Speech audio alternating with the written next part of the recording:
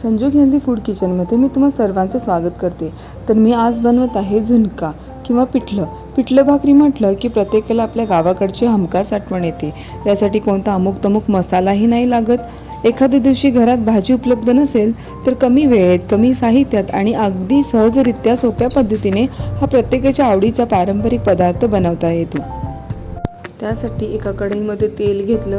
तेल गरम झालं की त्यामध्ये हिंग, जिरे, मोहरी तडतडू दिली।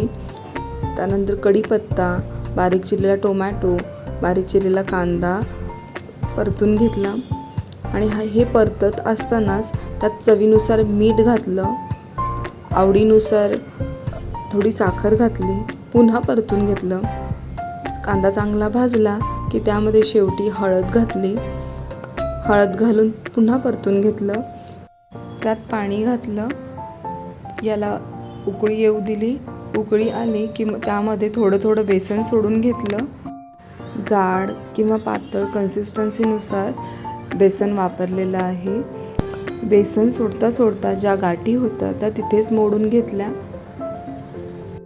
हे पीठ एकसारखं हलवत राहिलं की त्यातल्या गाठी कमी होतात। जसजशा गाठी मोडल्या जातात तसतसा झुणका घट्ट होऊ लागतो आणि याला 10 ते 15 मिनिटे रटरटून शिजू द्यावं।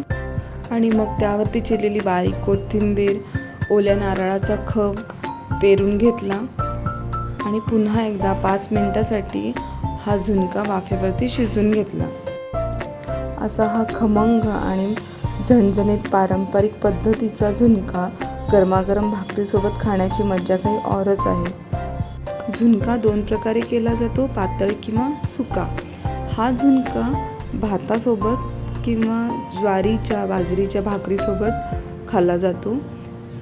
तर यामध्ये मिरचीऐवजी लाल मिरचीची तिखट पावडर देखील वापरली जाते। तर ही रेसिपी तुम्हाला कशी वाटली? हा व्हिडिओ आवडल्यास लाईक, शेअर आणि सबस्क्राईब करायला विसरू नका। थँक्यू।